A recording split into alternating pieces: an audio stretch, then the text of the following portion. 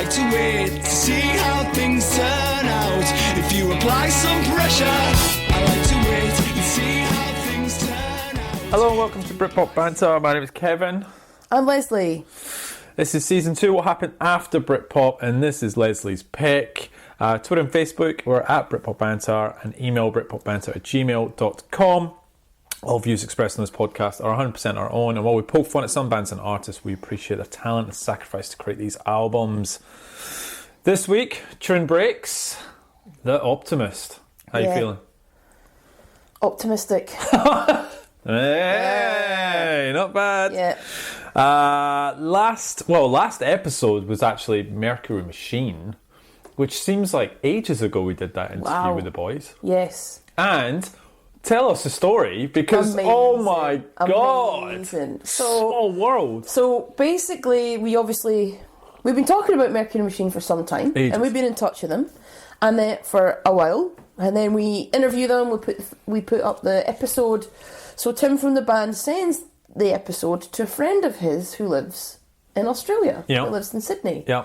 As it turns out, this friend I know well, and basically he's friends with one of my really good friends that I met travelling, and now we live here. Yeah. And Tim from the band was actually at her wedding, and I gave us a very drunken speech, I'd like to point out. It wasn't one of the ones that was supposed to be there, it was ad hoc. Oh, you didn't know? No, it was one of those, and I don't know what I said, but I think it was nonsense. But he was at the same wedding, then his friend then sent him a photograph when we were actually in the same photograph. Oh my God.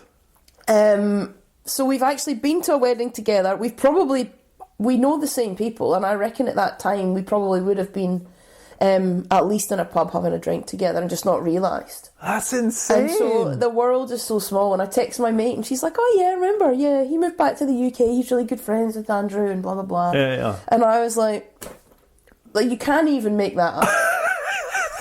So Tim and I go way back. That is incredible, really. And the funny thing is as well, the friends who he was at their wedding, when they first moved to Australia, they came and stayed with you and I when we were flatmates. Yeah. So it goes full circle. Wow. That's pretty. I saw the message come through. I was like, holy cow, this is such a small world. So, Tim and I are besties, so it's nice to catch up again. So it's been a while. So that was, it was cool to talk to Mercury Machine, fantastic band, and then you're like best mates with them anyway, from way back, before they even were. And before that, we did Maximo Park, a set in Trigger. How you feeling about that? It's a really good album, actually. I've listened to it again. Not bad, yeah. Mark Ronson's better, just saying. It's really not. Why did nobody hammer you for that? Maybe it was an agreement, and to be honest, we got so drunk we forgot to put the poll up. Do you remember? Because you were like, that's it, I'm setting an alarm, I'm going to put the poll up, and you forgot. We didn't, yeah. What happened that night? You tanned quite a bit of whiskey and felt a bit rough that night. I really did. Oh, and then on the journey home, I got lost. I took the M8, ended up in... Oh, that takes you way over the other side of Sydney. Had a hair appointment, didn't know what was going on. I was like, I always come this way. What is this new road that no one's on? And the tunnel, it's a brand new tunnel, and it's a long tunnel too. And it's lonely. And I was like...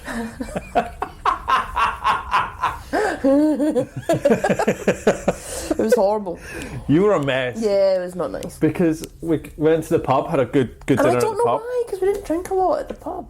Those coffee beers blow your brains off. They do. And then we went home, and whiskey came out, played some FIFA. You kept on losing, therefore kept wanting a rematch, kept drinking the whiskey, and I cut myself off. I was like, it was like 11, half 11. I'm like, I'm done. You're, no. The whiskey rage came through, and then the next morning I was like, oh, it's so good to see you feeling rough the next day. Rough. Couldn't even eat. So rough. You're like, do you want any breakfast? I felt fine, actually. Oh, it was horrible. I sat in the hairdresser, just stared at myself for 2 hours. like Googling where is the M8. There's nothing better than seeing a mate more hungover than you are. It was best. Oh man, I'm off the booze for a month though. What? Yeah. Are you doing a month free booze? Yeah. Why? Is it... Wait, what month are we? We're in July. No, Sober October, isn't it? Or Sobertober or It's something? made up. Right, so why... Just because it's just a lot of drinking. COVID, like, I reckon I've drank more in COVID than I have my whole life. So... I mean, I must admit, I'm guilty of pretty much a couple of glasses of wine a night now. And it's the constant, it's not like I'm drunk a lot. It's just constant, because you're just like, you work from home, so it's like, well... I'll open a bottle of wine when I finish, yeah. So, look, I'm not being hugely... So I'm not drinking this weekend. What about next weekend? We're catching up. Does that mean no beers next weekend? We'll be driving anyway. Oh, well, actually, it's the end of the month next month. Yeah, it only started on Tuesday. Oh, you've started mid-month. I'm not really doing a month, I'm just like doing 4 weeks. And it's not like, I'm just not going to drink this weekend. Next weekend, I've actually got dinner at Rockpool, so I'm going to allow myself a couple of glasses. Rockpool's very high-class restaurant. And it's going to be nice steaks. I'm going to have a couple of glasses of red. I'll allow myself that. And then the next weekend, I'm not going to drink. And the next weekend, I'll be not drinking, and I'll be back. What about Friday? We're hanging out next Friday. Are we not doing that? Yeah, we are. Beers? Yeah, but... Oh, yeah. Okay. But I'll have to drive back home. You're going to drink less. Drink less. Well, I could only have 2 beers anyway. Right, okay. I feel that's fine. That's fine. I just mean I'm not going to drink. So during the week, absolutely not. That's and only good. one weekend, I'm going to allow myself the wine at the restaurant. I'll be with you. That'll be it. That's actually quite significant. That is a lot. Actually. I'll see how this weekend goes. Last night was a bit. You got shakes. A little bit. Because I was working yesterday and it got to 6 o'clock. You know, I was like, Yeah. skin was crawling and no. It was okay. I think once you get through because I don't normally drink on a Sunday. And the last couple of Sundays I have, and Monday's not been pleasant. Oh, that's and not something good. like that. I just can't. Yeah, no. What's going on in Melbourne, by the way? Oh, yeah. I wouldn't want to be Melbourne, living 300 there. or 400 cases a day consistently. New South Wales is all right, though, where we are. We're 10, 5, which is going to happen, I think. Can I just say something? Of course you can. I went away for the weekend. Oh, I forgot you did this. And so I went away for a few days down the south coast of Sydney, which is absolutely stunning. Gorgeous. And do you know what was amazing? And I actually got quite depressed on Tuesday because in my job, because I deal with people, we have to deal a lot with about the COVID thing. Like, getting people back to the office, is it safe? How are people feeling? It's just constant COVID. Going away for the weekend, basically I played a bit of golf, stayed in these lovely villas, played a bit of golf, went to a winery for lunch. It was beautiful, overlooking this lovely vineyard, had some nice wine, beautiful food. Next day we went down to Hyams Beach, which is lovely. One of the most beautiful beaches in the world, white as sands. Went for a dip in the ocean, even though it's winter, but it was beautiful. Had dinner, didn't think of COVID once. Just wasn't in my, because it doesn't exist. It exists down there, and you have to maybe sign into things. But, a pub, yeah. But it's not in your face. Yeah. And I wasn't watching the news because I'm on holiday, and I'm in the ocean, and I'm playing golf, and I'm doing all these things, and I just remembered what life was like before it. I didn't go anywhere where you could have limited amount of people. It was the little restaurant was on site. The winery was small anyway. Yeah. And it was so nice. So when I came back to work, and it was like my very first meeting, Was a COVID meeting. And I was like, over it. My boss rang me and she's like, you don't seem your positive self. I am over this COVID thing. I am not going to sit in the office with a mask on. This is pants. I was like, what are we doing? I said, we can't shut down the world every time somebody gets it. We're going to have to learn to live with it. And I went off on one to my boss about it. She's like, oh, I've got to go. I'll call you back later. And I was like, sure. And then, but... It is true. I mean, I just didn't realise how... I'm a relatively positive person. You are? And COVID hasn't actually affected me personally. I'm very fortunate to still have my job. I'm very fortunate that my hours haven't been cut. I'm fortunate no one close to me has been affected, even people that I have close to me in the UK. So I can't complain. But it's still that constant noise. Yeah. And it's just there. And I thought, I didn't realise how much it was actually weighing you down until you're free of it. Yeah. And then you come back into it, and then you're like, I don't want to hear about it anymore. Yeah, I agree. I had a week off, and same as you, I went down travelling New South Wales. and you forget about it. Yeah. You know, and like you said, I'm not checking the news. I'm not watching the updates. You know, and I'm just in the moment doing other stuff, and it's so nice. Nice. Like I just sat and read a book with a beer in my hand, just nice. So I agree with you. Well, vaccinations aren't that far away. That's a good couple of months away now. But I think even then, we're just like, you're just going to have to, we're going to get to a stage where that, and it's easy to say in Australia, I appreciate that because the levels are not as high as like a US or the UK. Oh God, no. I just think that, well, first of all, Melbourne made an arse of it, so it's their own fault, because if they had just done the quarantine thing properly and not dodged it and got some interviewed people over WhatsApp. And interviewed people over WhatsApp.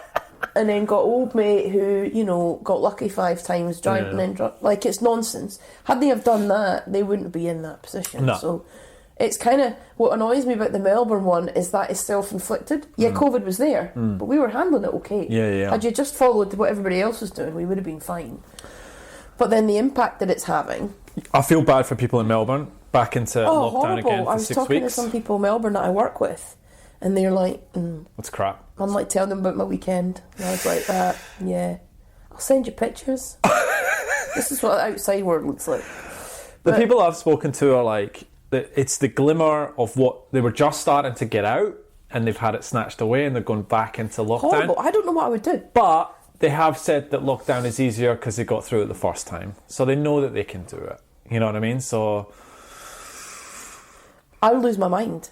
I think if I had to do it again. Yeah. Just because it's annoying. Do you know what was annoying about it? It's not the... Going to the pubs and stuff I can actually live without. Like, because you can still get outside. You can get... It's the... Do you remember at the height when you had to queue outside the supermarket? Oh, and then God, yeah. you go and do your booze pickup, but you're limited. You can only have this and you can only have that. All of that. I don't want to go back to that. If I want to buy that, I want to buy that. Like, all of that nonsense. Yeah. You go to the supermarket, there's no flour, there's no toilet roll. Or we just baking cakes and wiping our arse.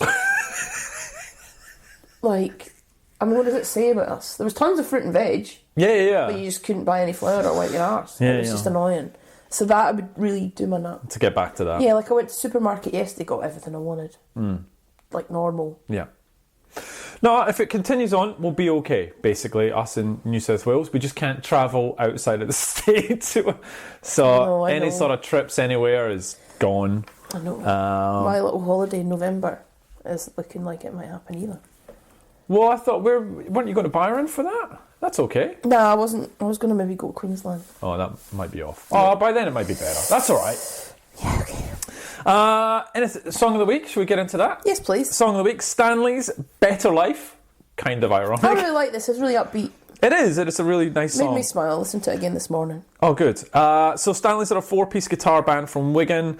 Tom on vocals, Jake guitar, Harry bass, and Rob on drums. Really upbeat and take us to a better life. Stanleys. There is a man I know who lives on Standard Road. He does not like it there, caged in an old armchair.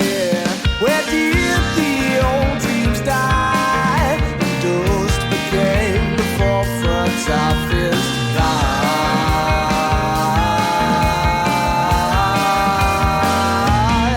In a better life, he touched the stars and drank a glass of caged wine. He walked with heroes that secreted road life.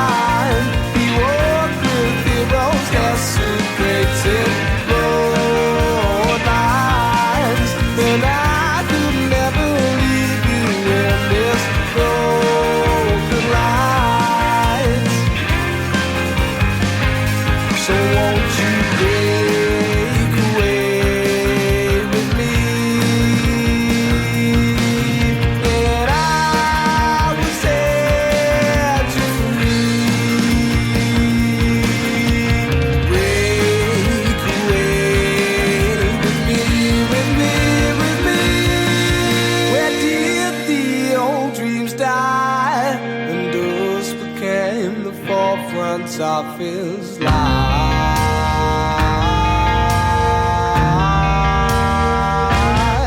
In a bed alive, he touched the stars and drank a glass of red alive. He walked with heroes and secreted in bed alive. And I could never leave you for bed alive.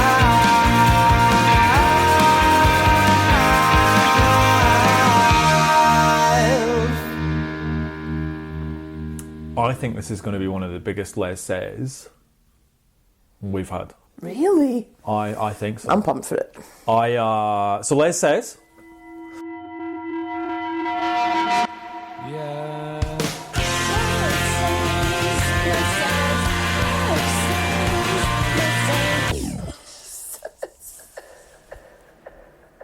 Because you can't get two further apart albums. Like, just, from the scale of the artist to the size of the band to the sound of the music to the difference in expectations. Oh my God, have I gone through the ringer on these? Have you? I thought you would. I'm more excited to see what you think, because this is tough. Yeah, well, is it? So, we are doing... So Les Says this week, just to recap, is The Mariners, with their album The Tides of Time, which is an ex-Song of the Week of ours. Yes! And then On Sunset by Mr. Paul Weller. Oh. So, we'll kick off first with The Mariners. Okay. So, interestingly enough, there are no reviews for this album. None? Apart from one on their Facebook page from a blog called Colours Through the Air. So I'll read out that review. So we could be a quote. We genuinely could be. Okay, let's hope. And I also think, get your album reviewed, because it's definitely worth it. Okay. So The Mariners, so this is Colours Through the Air review. The Mariners are a new band from Nottingham, UK, although their sound is very typical of Liverpool, influenced by the likes of the Beatles, the Lads and the Coral. Absolutely. Their album is gloriously retro. It opens with Send My Love to You, which is a very simple 2-minute pop song with 60s psych vibes. Give Me More is wonderful and echoes the Kinks and the Zombies. The standout track on the album is Kathy Come Home, which was our song of the week, and I love it, which is a superb opening guitar riff, but my favourite overall song of theirs is the B-side She Said So, which is absolute lost gem and well worth checking out as well. Other highlights include Bring Her Back to Me, which has hints of Love's a House is Not a Motel. Dreaming of You is more charming Beatlesque pop, but this never gets old, and the band do it well. A strong debut album with many memorable songs, highly recommended psych pop. So there isn't a lot I can disagree with there. Okay. They definitely do sound like should come from Liverpool, for sure. Look, remember when we did Song of the Week, I think I said, wow, this sounds like it should be in the 60s. Yes. Right? And I said it then, and I'll say it again, and I don't mean that in a bad way. And I don't mean it in a copy way either. I'm not trying to say that they're copying anyone. They've just basically got their own twist to that sound, which actually still sounds fresh and modern. So how they've managed to do that, I think, is excellent. I really love this album because I love that type of music. Wow. If you think about it, I love the Beatles, Yes. anything. I love that type of music that comes out of the 60s. Kathy Come Home, I think, is, I loved it then and I still do. I think the only song on the album that I'm not massively fond of is Cup of Tea. That's my favourite. Is it really? I love it. I mean, it's okay. I don't dislike it, but it's probably not as strong as some of the others. Okay. Okay. I just love their voice. I love their sound. It's unique, as in nowadays. It's not unique as a sound, so I don't want people to get me wrong there, but it's unique now because it's so different to what else we're listening to. I agree. What else we hear. So it is gloriously retro. I really love it. They've really smashed it out of the park. We loved it as Song of the Week. I hope other people review this album because I really hope this band get more traction. For me, this is a 7.5 out of 10. Wow. Wow, high praise. Yeah. That's awesome. Yeah, loved it. Loved it. We'll listen to this again for sure. Wow. Wow, jeez. Wow. Okay, so as you're talking, I'm literally reading my notes, and I'm pretty much following you word for word, right? So unusual. I thought it's like a little bit of the Monkees too. Early Beatles. Yeah. You'd be hard pegged to tell it was made in 2020. This is totally not my thing. This is totally not my style of music. But you find yourself drifting away and tapping your foot, right? Mm-hmm. Is it earth shattering? No. Is it going to blow you away with its musical prowess? No. However, is it unique and fun? Yes. Yeah. Right? I really like Cup of Tea because, when I was working and I was, the sun was shining out the window, I would be listening to this album and then Cup of Tea would come on and I'd have a cup of tea and I would just look out the sun listening to this nice music. It was lovely. I think, where do you go musically from here? Because it's such a unique song. Like, what does it sound your next? There's no Champagne Supernovas going to be found in an album like this. You might build on it. Maybe. So I think it's a challenge where to next. But same as you, I think this is... I can just picture, being in the UK summer, a late sunny night, a beer on your doorstep, that playing in the background. It's nice. For me, I don't rate it as highly as you, but I do really enjoy this album. It's 6.5 for me. Boom. 7.5 and a 6.5. That's good. That's awesome. Now the big one. Now the big one. So, my pal... Oh, can I just say one more thing about the Mariners? Their artwork is phenomenal. The front cover of the album's amazing. Oh, their design and the way the vinyl looks and the CDs, they've put so much effort into it and thought. It looks tremendous. So, just seeing all the pictures on Twitter and just, buy a copy of the album, help them out, go and listen to it. Big fan. Yep. So my pal Alex Petridis from The Guardian. Oh, here we go. It was his album of the week. He gave it 4 out of 5. With enough melodies to appease the feather-cut dad's fan base and enough experimentation to shake his own curveball tastes, this is Have Your Cake and Eat It Weller. At one extreme are opener Mirrorball and Earthbeat. The former goes on for nearly 8 minutes and contains shimmering synths that wouldn't sound entirely out of place on a mainstream 2020 pop single. Beach Boys worthy harmony vocals, a weird moment where it appears to be shifting into an entirely different tempo before deciding against it. A lengthy free-form interlude that could have come off the aforementioned Ghostbox EP and a lo-fi piano coda. Despite a title that suggests something unspeakable, you might stumble across one of Glastonbury's outlying stages involving a didgeridoo and rapping crusty. Earthbeat is a dramatic reworking of The Willows, a track from Ghostbox co-founder Jim Jupp's 2004 debut. Oh. Another curveball comes with Equanimity, which features Jim Lee of Slade on violin and sounds like David Bowie, an artist Weller had paid homage to on True Meanings. Not, it's worth noting, the Bowie of Ziggy Stardust or Low, but the Bowie found on his eponymous 1967 debut. The rest lurks somewhere in between, offering gentle disruptions of the familiar. More offers the kind of relaxed sound found on 1993 Wildwood, but underpinned by a taut metronomic bass line that leans towards kraut rock. I love the song more. You could be, if you were so minded, more on the sonic shock value of 22 Dreams or Wake Up the Nation, or indeed raise a quizzical eyebrow at how much the electric piano flight Village resembles the kind of relaxed mid-70s rock that bands like the Jams set themselves in spiky opposition. But you'd have a hard time arguing that On Sunset doesn't work as an album held together not just by overriding lyrical theme, but uniformly strong melodies as exercises in trying to have your cake and eat it go. It's pretty impressive. Enemy. 4 out of 5. On Sunset, his 26 record, 26, I'll just need you to... 26? 26. Oh my God. Just take that in. Interestingly, before I read this out, when I was away for the weekend, I was talking about Paul Weller because I had the album on, and I was going, this is the latest album.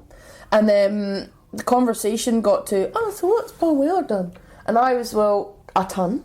and that's annoying. So then I went through this journey from Style Council, the Jam, solo work. Yeah. And and I know we covered it when we did the episode on him, 2 episodes on him, but you just forget. And the different sounds from the Style Council to the Jam to solo work, which you can combine both, to have then released all of these solo albums. Yeah. And then we get this.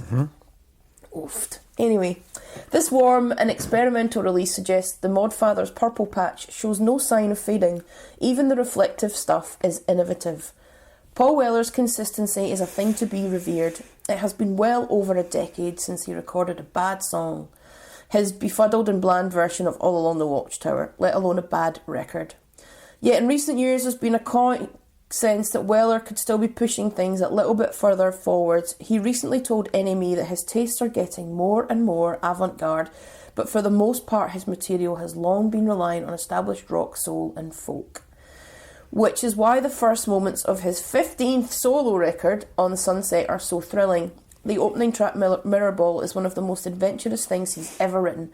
An 8-minute epic that starts with a heavenly drift of soul and then disintegrates into fragmented found sound, where creaking, mangled vocals and juddering sub-bass mingle with the sounds of barnyard animals and ghostly applauding crowd. Then Weller emerges from this maelstrom with a rush of soaring melodic pop, piling on more and more texture, a hint of chucking funk. I had to say that carefully.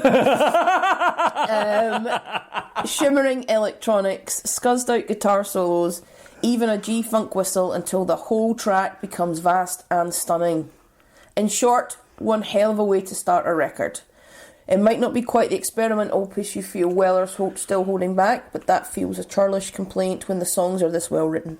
There's a lightness of touch and a tenderness at On Sunset's heart that makes a song like Old Father Time the record's soulful and brass-lathered centrepiece on which the 62-year-old stops to take stock of a life spent pushing things forward just that little bit more bitter-sweet. I am going to let you start. 62. 62. And you almost did your impression of that lady from Chewing the Fat, the teacher. Oh, that's so good when you do that. 62. Wow, that's incredible. 26 record. I almost feel like giving him an extra half a point. It's just like, you just think to yourself, it's just your 15th solo album, your 26th record, your 62, and then you knock out an album like this. Kevin, please, share your views. Oh, God, this is why, I talked about this as being a pretty big issue I had, because I have the Mariners that I enjoy, and then you have huge expectations for Weller. You just have huge. And I tell you something, he almost knocked this out of the park. Almost. Right? Oofed. Now, Mirrorball, what a song. Oofed. What a start. It's so interesting, so many different sounds, and it takes you in different directions. Oh, yep, I'm all in. The first 6 songs on this album are fantastic. Absolutely all good. Then it's downhill. Badly. Oh, right? I would literally, it's a flick of the coin. It's if it was a cassette, you would turn the cassette, second side would be rubbish, right? Apart from Rockets, which is the hurrah at the end, I go Rockets is okay. So I'm really, really torn on this, because the first half of this album is absolutely amazing. The second one, Village sounds like the Lighthouse Family. Equanimity, that violin is horrible. Walking, I don't like Earthbeat either. The song's so beautiful and just classic Weller at his best, and then you get Walking and Equanimity, which just... Look, you have high expectations going in because it's Weller, and I think that's also hard as well. Do you, though? Given some of his other albums? Because my expectations weren't that high. Really? Not really. I was like, it'll be alright. He never produces bad music. Well, coming off the episodes that we've just covered, that's probably what I've listened to, the most recent Weller I've listened to, if I've got to be honest. So I've probably covered his best works. Yeah. And then this. So, expectations are high. I definitely get a feel for, this is quite electronic at times. It's sort of that Noel Gallagher sort of sound that it's gone Oh, to. dear. Especially the 2 extra bonus songs. They're very Noel Gallagher-esque. Good. Could have been great. 7 out of 10. Oofed. So, okay, so it's my turn.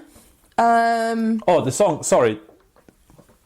song More, I don't think I did it justice there, is phenomenal. It's absolutely stunning. Yeah, back to you. Thank you. So, Mirrorball, what a start? What a start. What a start. So I'm with you. I think you go Mirrorball, Baptiste, Old Father Time Village. More is incredible. And the funny thing was, More was on Spotify before the album. So that's when I was saying That's the song, yeah. And so then I'd had a taste. And you get that and you're like, wow. And I was like, wow, this is going to be amazing. When is he going to release it? Hurry up. On Sunset, the title track's great as well, which I think On Sunset is traditional Weller. Yeah, I like it. Completely traditional Weller. Yeah. I can see why it's the title track. Equanimity for me is the worst song on the album, but Earthbeat's amazing. No. What a smiley put song. I love it. Makes me so happy. Okay. Like, genuinely love it. Okay. There is not really, apart from Equanimity, there is not a bad song on this album. I love it. Do you not think there's 2 sides to this album? There are 2 sides, yeah, but I think that we do this with every album. Every artist has we always go, the first 5, they were amazing, and then it drops off. How many times on this podcast have we said that? Yeah. Every week. Okay. So, but I still think there are songs in there that kind of still balance it. Okay. Because for me, personally, Equanimity is the only skipper, like as in skip. Okay. I have listened to this album I reckon you'd many smash it. times. It's a 2.5 hour drive down the coast. I reckon I got played for a good hour and 45 minutes. Because I was doing research. Yeah, that's what it was. No, I got to listen to it again. Yeah, you got to listen to it again. It's research. So then, I'm a huge fan of this album. It's so lovely to have a Paul Weller album back that I really love. More is one of the best songs I've heard in such a long time, and we're going to play it for people to hear. Okay. 8 out of 10. Okay, all right. I thought you'd go a bit higher than that. Nah. It's punchy. It's an 8 out of 10 album. Okay. Because it's not up there with a 9 or a 10. It's not one of his best works. Yeah, okay. But it's a great album. Yeah.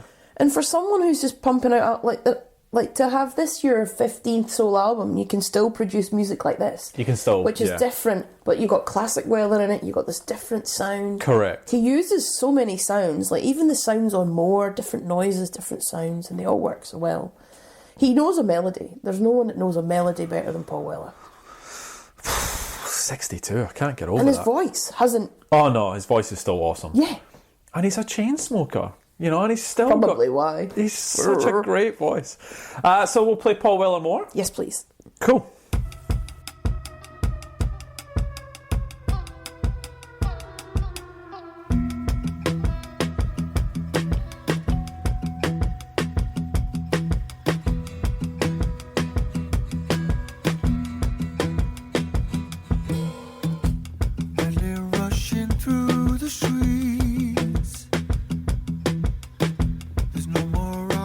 Left to give.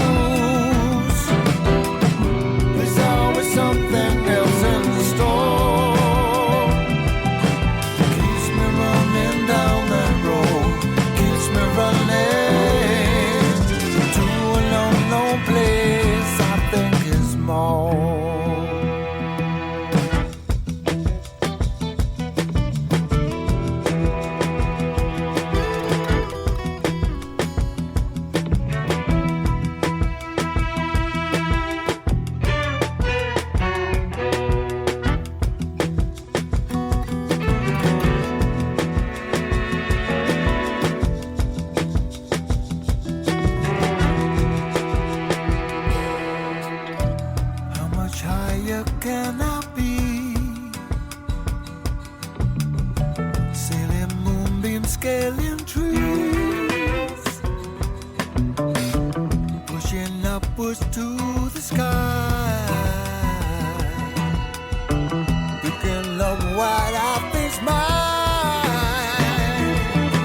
Nothing comes of nothing, dreaming of a place where I find such happiness, but little came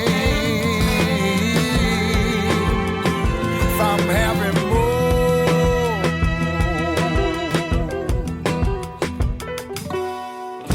The more we get, the more we lose. We know it's more we choose. There's always something else in the store. Keeps me running down that road, keeps me running to an unknown place. I think it's more.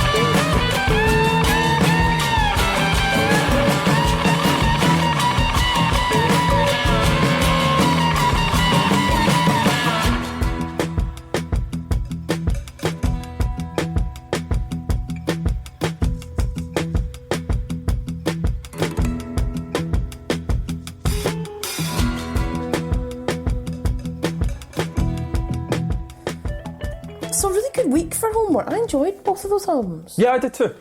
Very different, very unique to each other. But yeah, so what's next? What's next? So we have... Going to shake it up a wee bit. Oh, shake it. Do you remember last year we had a little Mercury Prize award? Britpop Banters. Who did that one? Dave. Oh, yeah. So the shortlist Did he go on to become pretty big after we told him he was? Yeah, he won the award. Oh, he actually won the award. Yeah. Oh, so it wasn't because we said he He won ours and he won it. Ah. Well, probably he got big because of... Yeah, anyway, carry on. Did he win ours? Yeah, he did. Are you sure it wasn't the Falls? No, it wasn't the Falls. No. Oh, was it Little Sims? It was Little Sims. Yeah, because you didn't score Dave High. I did. No, I didn't. Yeah, it was Little Sims. Right. Okay, so this year's shortlist got announced yesterday. Any good? Haven't seen it. Well, interestingly enough, 3 of the albums we've already reviewed for homework. Nice. So Who have we covered? we've covered. So I'll read. So Porridge Radio, they've been nominated. I like them. Yeah, you did. Did I? Yes. Oh. Laura Marling. Oh, you give that a 9 out of 10. Yep. And Sports Team. Oh, yeah, okay, cool. So I'll read out the list. So the shortlist is Porridge Radio with Every Bad, Dua Lipa, No. the pop star with Dua Lipa? Yeah, the one that does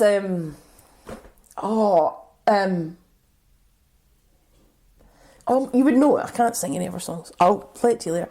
With her album Future Nostalgia, Laura Marling's Song for Her Daughter, Sports Team Deep Down Happy, Canu Hoodies All Summer, Anna Meredith with Fibs, Georgia Seeking Thrills, Lanterns on the Lake, Spook the Herd, Moses Boyd, Dark Matter, Charlie XCX, How I'm Feeling Now, Stormzy, How Heavy Is the Head, and Michael Kiwanuka with the album Kiwanuka. He was actually going to be homework, and Really? I really swayed on it because it's not indie, but he's British, obviously. And I remember I talked about him because he does the title track to Big Little Lies, you know, the show? Yes, you did talk about him. And so I was like, will I put it in, will I not? Well, I get to now anyway. You get to do it anyway. So When's the winners get announced? Because September. So we've got that time, remember. So how many episodes? How many do we need we've to do a done week? 3 already. We'll do 2. We still need to do 2. Yeah. We'll still get there. All right, cool. What was I going to say? You've put me off now. Sorry. Oh, so it's a very female-led list this year, which is great.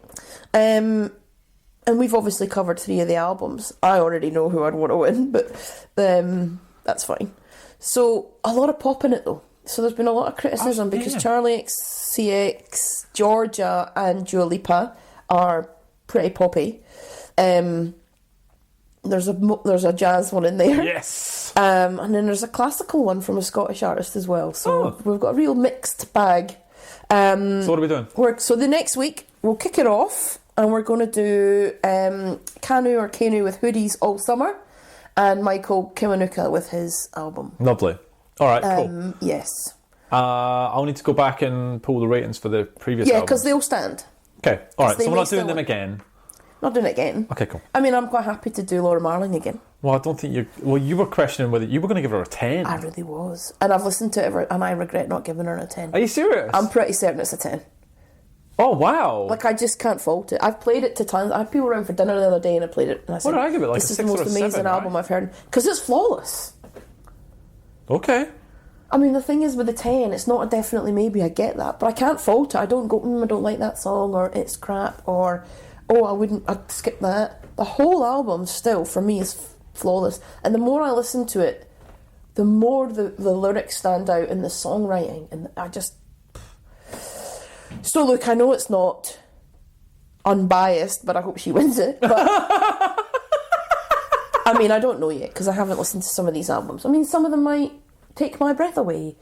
But we'll see. Okay. Shall we get into this week's album? Yes. Turin Breaks, The Optimist. Les, why'd you pick this? I picked this because... Well, there's loads of reasons. So, I love this album, and it reminds me...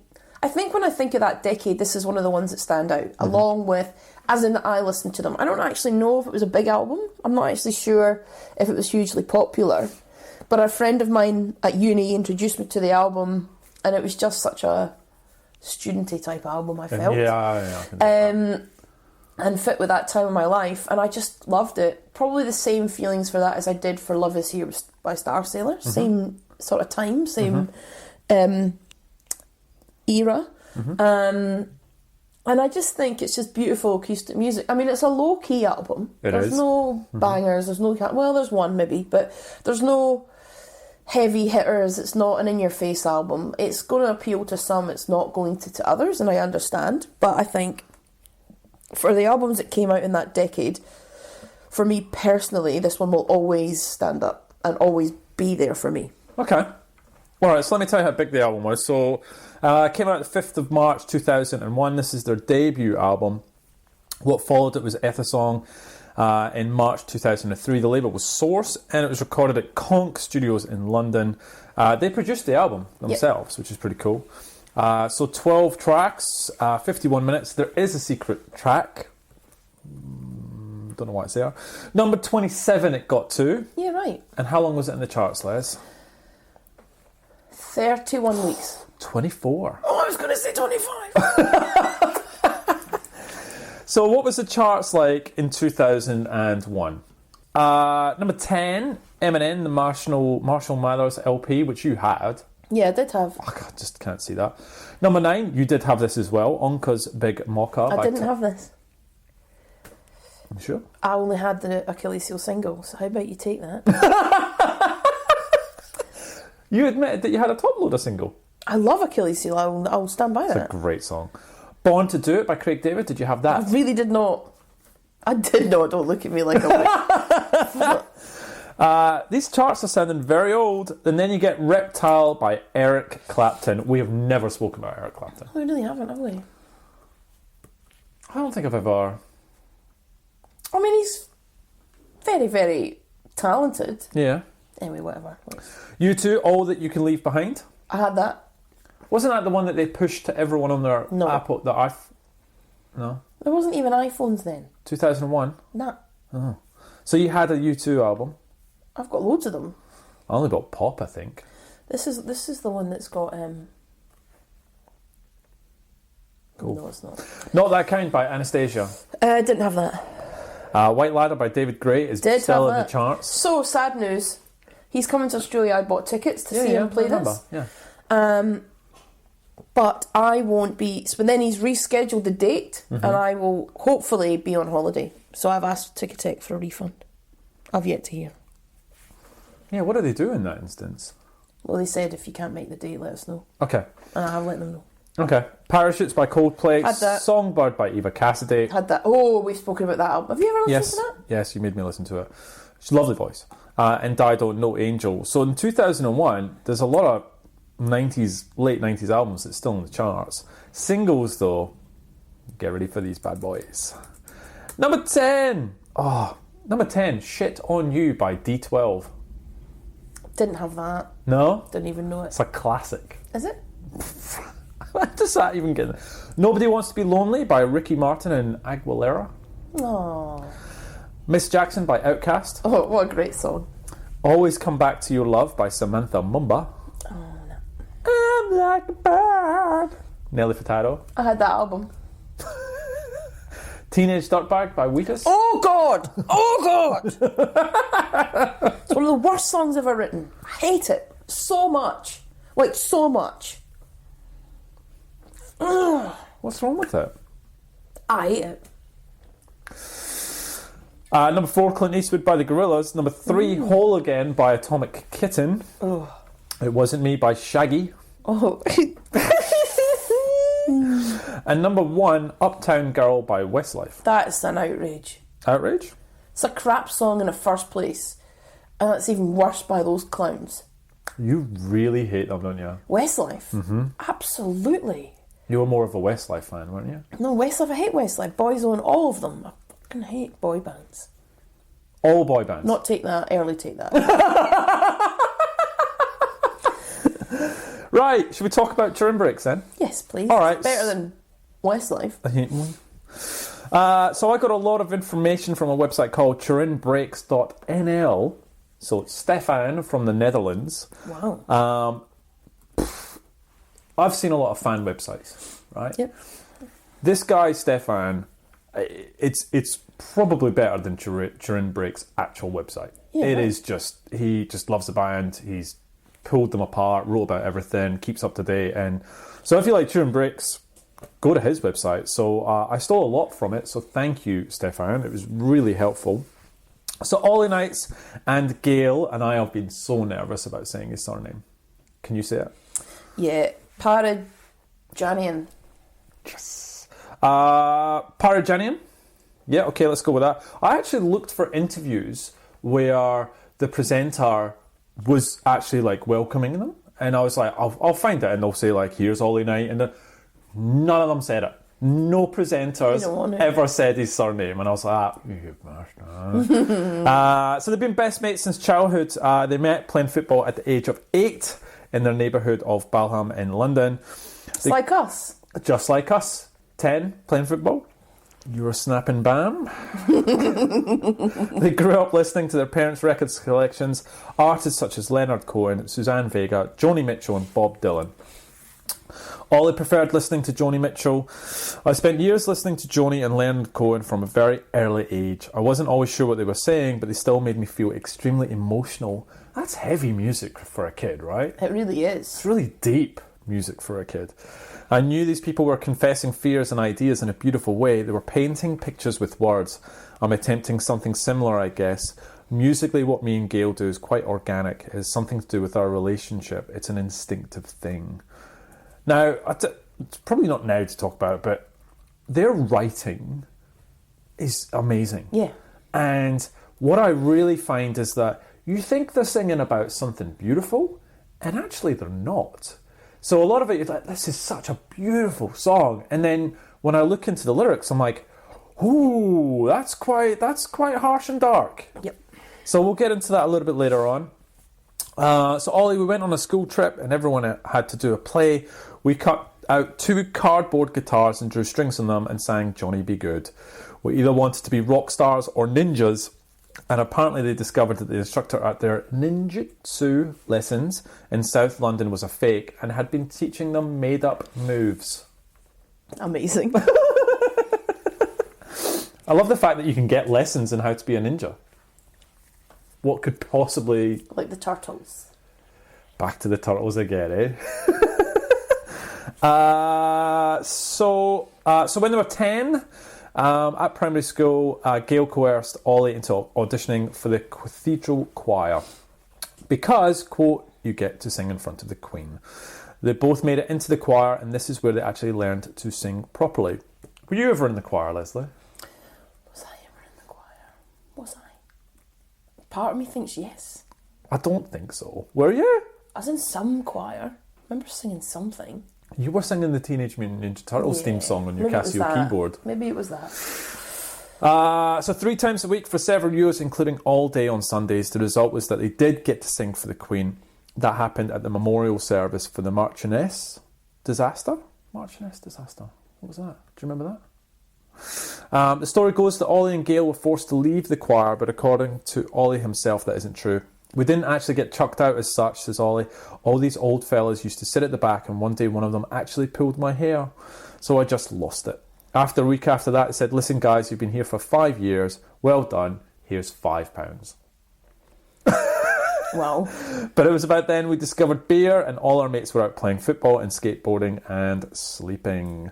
So for when they were 10, for their Christmas, they got electric guitars. When they were 10. Wow. Do you remember what you got for your 10th birthday? I actually think I got a skateboard. I probably got a skateboard too.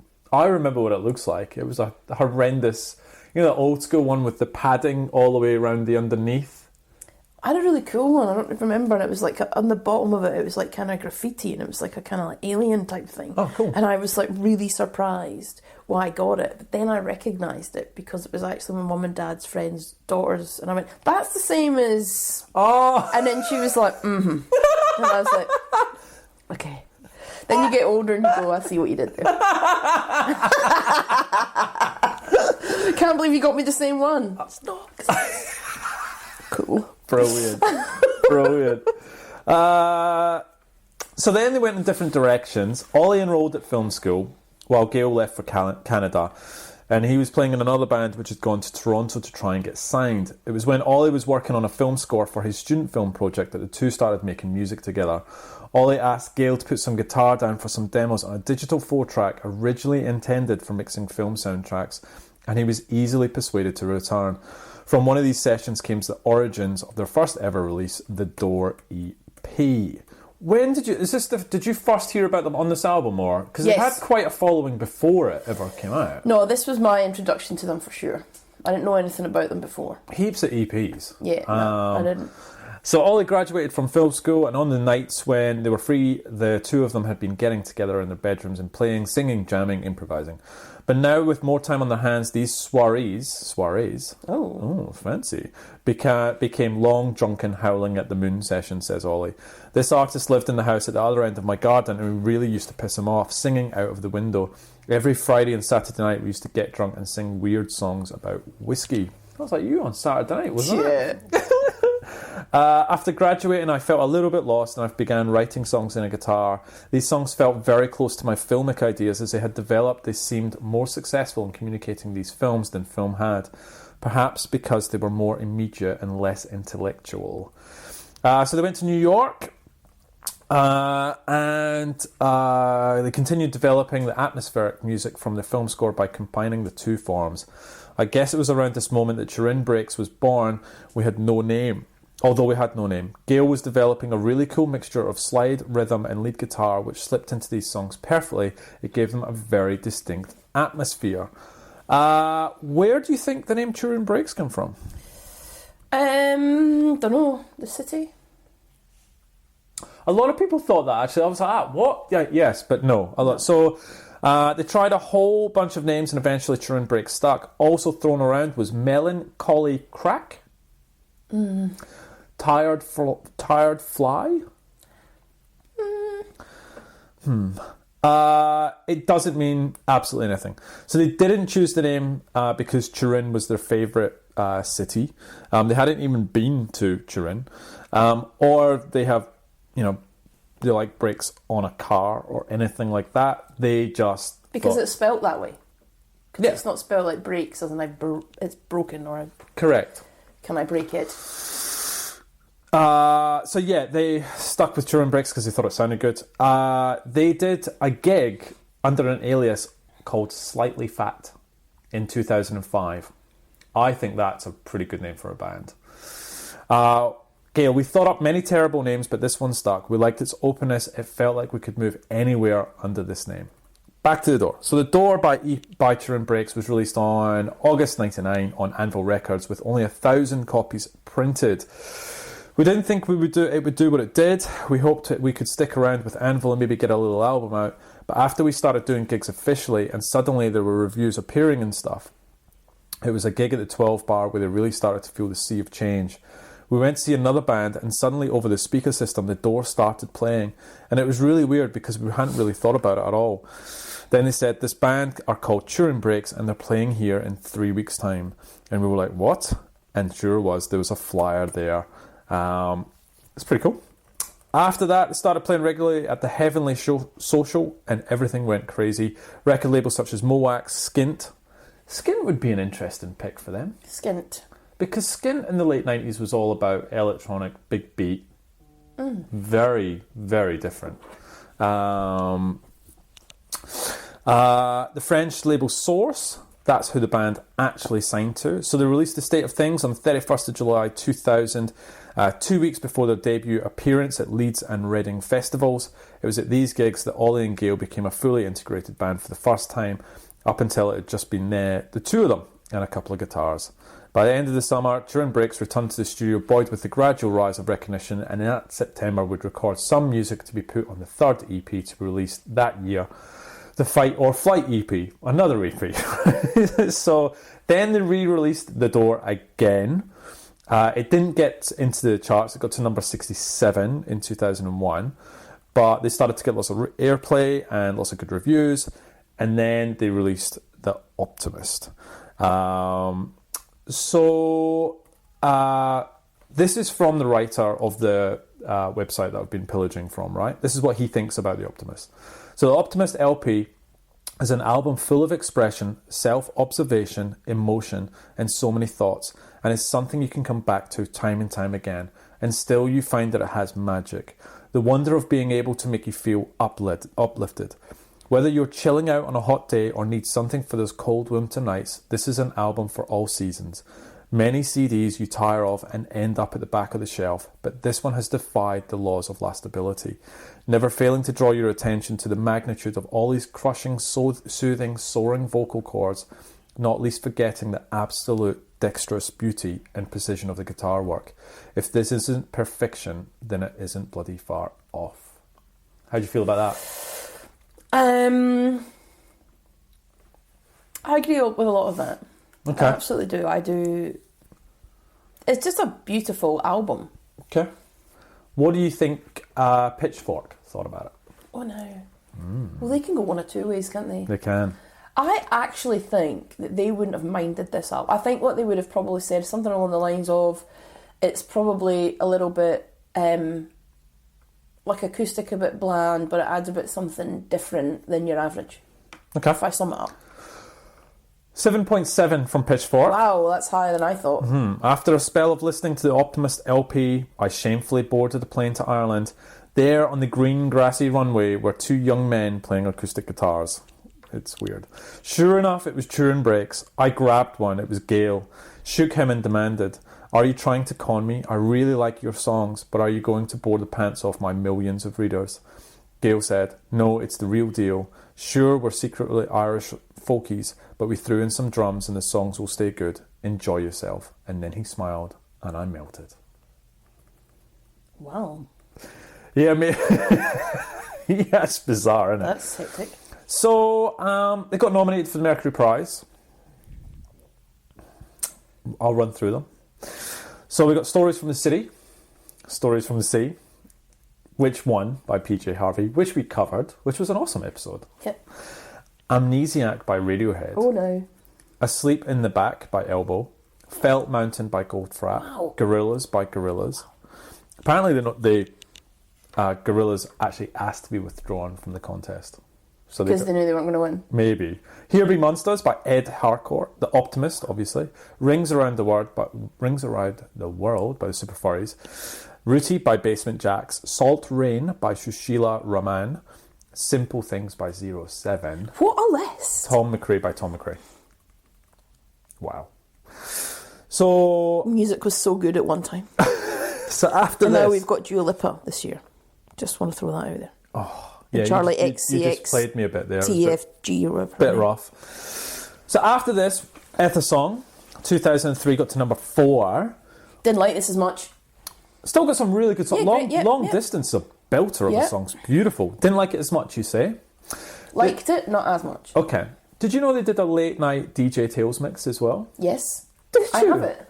You have it? I have it. I'm sure I've got it. It's not on Spotify, Australian or Spotify. I have it, It's I the have it. only one that isn't for some reason, which is really annoying. Is it good? Yeah. Okay. All right. Sorry. Jack in the Box in 2005. It's got to number 9. This is my favourite Turin Brakes album. Really? Yeah, because that was my first exposure to Turin Brakes. Our mate Andrew used to hammer this all the time. All the time he used to play that album. And I really like it. But, I mean, anyway. What did you think, Jack in the Box? What do you think of the rest of their albums, basically? Oh, all good. All good? Like, I like Jack in the Box. Maybe it's just sentimental reasons, but I just think that this album is like head and shoulders their best. Oh, really? Not even like a little bit, like bang. Oh, okay. And maybe it's just my journey with them. Yeah. And I didn't find them later. But this album, maybe because it means a lot to me. But I think because this album, and we'll get to it, is because it's so simple and it's so unique. It doesn't venture. There's only one song really, like, and we'll get into the tracks, like Save Me, even sounds remotely charty, that is special. The other ones then verge into a bit more, well, their second album did, and I'm not going to say mainstream, it's a bit hectic, but they were a bit more,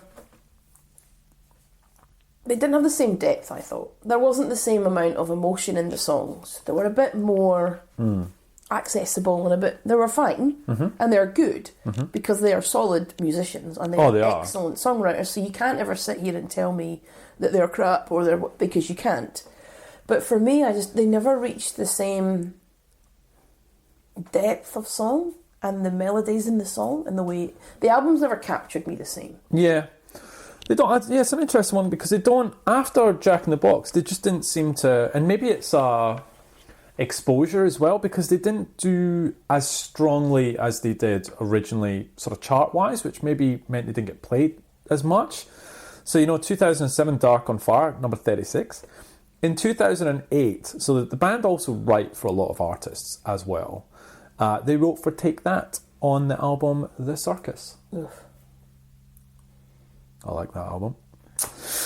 Really? Yeah, I don't know. I liked when Take That reformed for some reason. I don't know. I really liked it. Strange. So weird. I can't explain it. I'm not proud of it either. I'm actually deeply ashamed about it. Man, you should be. Yeah, no, I'm not proud of Okay, it. good.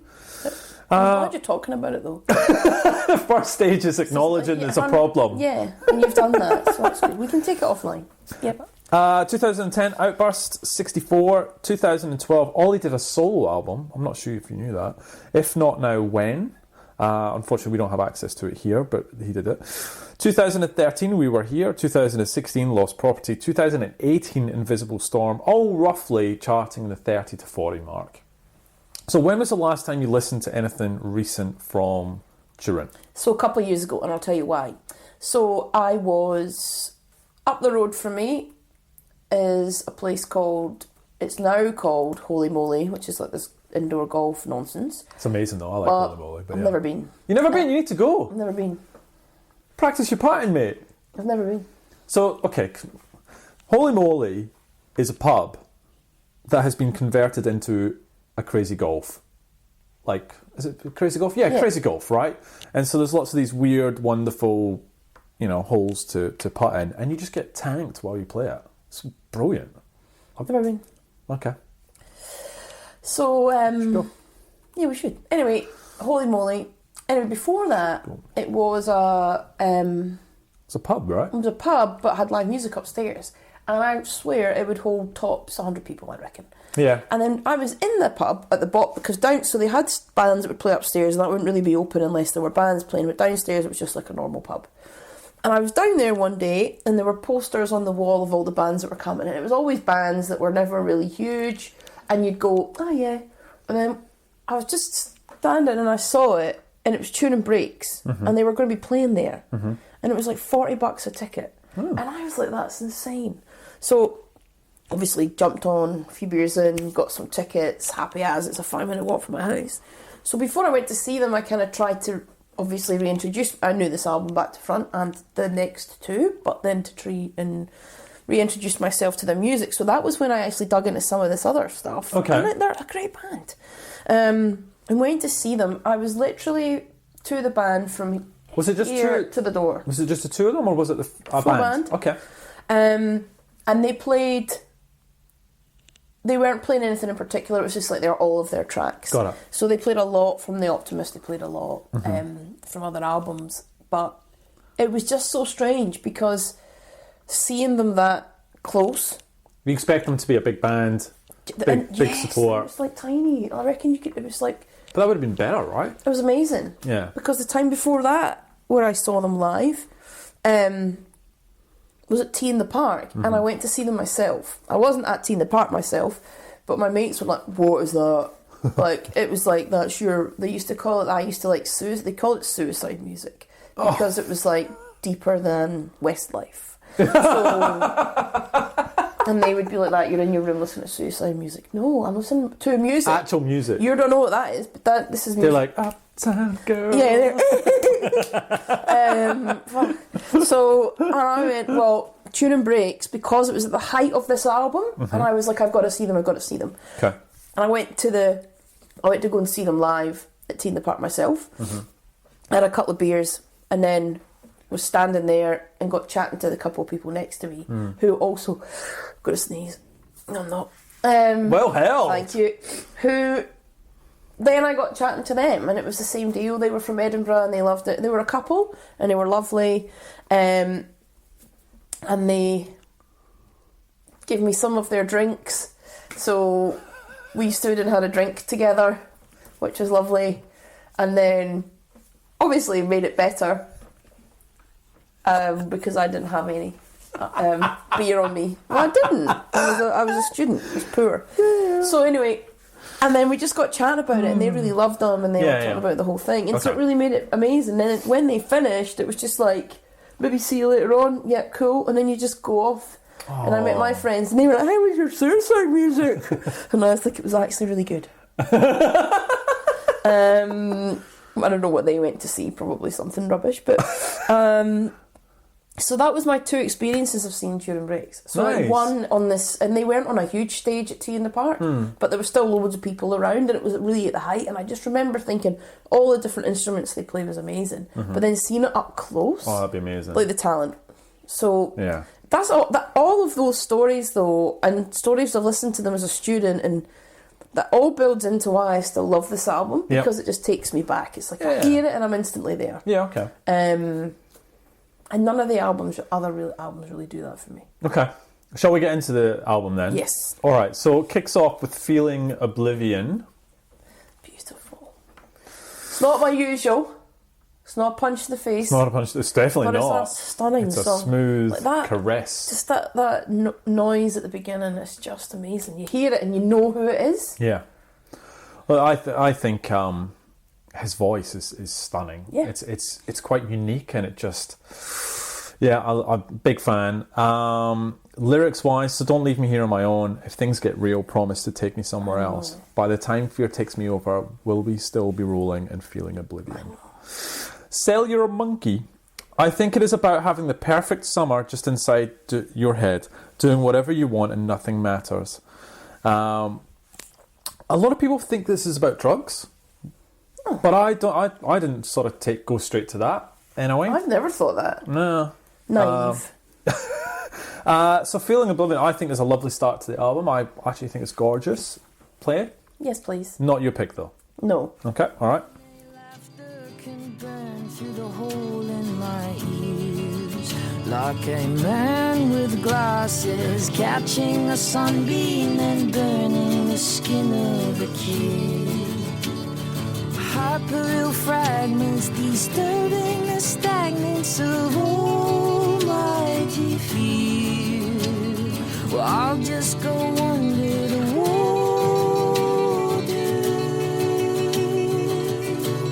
the things get real, promise to take me somewhere else. By the time fear takes me over, will we still be rolling and feeling oblivion?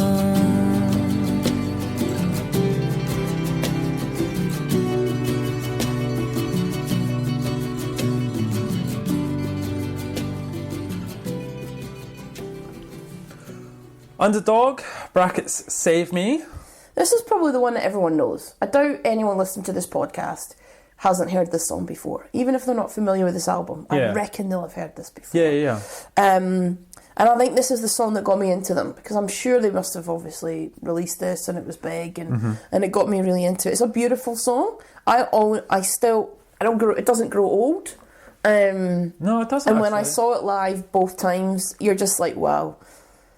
It's just such a lovely song. But this is the one where I think is their most accessible, charty type song. Funny you say that. Number 39 in the charts. So you think it didn't... Yeah, it's not going to be top 10 top of the pop stuff, but it's probably the one that you would probably hear. I bet you Radio 1 played it. Like, oh, yeah. Do you know what I mean? It's like that track. Got it. Whereas some of the others, they wouldn't. Yeah, okay. Not my song, but want to play it. I really enjoy it. Cool. You? Yeah, it's not my song, but yeah, I really enjoy it. Like, the chorus on this is just excellent. The guitar at 2.5 minutes is it's brilliant. It's just absolutely gorgeous stuff. Oh, please save me from myself. I can't be the only one stuck on the shelf. Aww. You said you'd always fall for the underdog. Video's pretty cool. They get broken down. It looks like on an American highway, and it's like Groundhog Day. They keep breaking down over and over and over again. So not my song, not your song, but it is fantastic. So Underdog. I believe I can hear through these walls. Oh, please save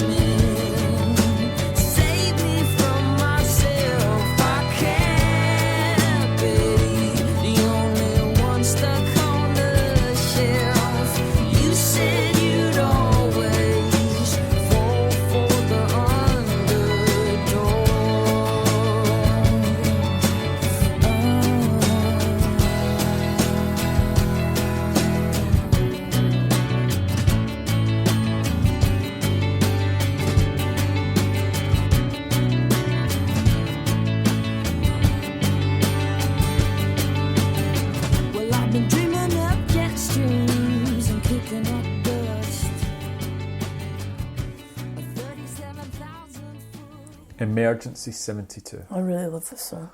72. I don't. 72. What do you like about it? 72, yeah. Just follows on. I think it's you can just call me, you know. Oh, I love it. I don't know, it's just a really beautiful song. I think it fits. It's like three lovely. Oh no, the flow of it is fine. Like, I think the flow's good. It got to number 41. The video is it's actually them playing in a studio on a couch. It actually sounds exactly how you would expect it to look. But the 72, the repetition of the 72, for me, it doesn't gel with me. I don't know, it doesn't. But look, it's not a bad song. It's nice. It's a simple song. Paper Girl. She's put, it's not about emergency contraception. I saw them talking briefly about this song, and it's actually about the breaking down of Ollie's relationship. It all happened over the space of 72 hours, basically, and it's about the breaking down process. He felt out of control, and it was completely out of his hands. Do you want to play Emergency 72? Please. All right. 72.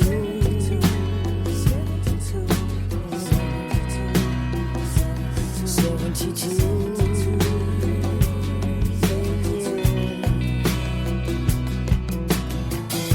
Well, all my lust comes down to dust. Can't you see it crumbling? Oh, my lazy heels come down to rust. But you could just call me, no. You're pulling me out of this whirlpool. You're making me breathe again. And I was just thinking. Future Boy. Skip. Ooh. Always has. Always Really? will. Yeah, don't like it. Nah, put? I'll skip it. I like the way it builds, and the lyrics are crazy. I don't like it. But it's not bad. My friends have all gone and left me, so I decided to come here and see myself as a baby.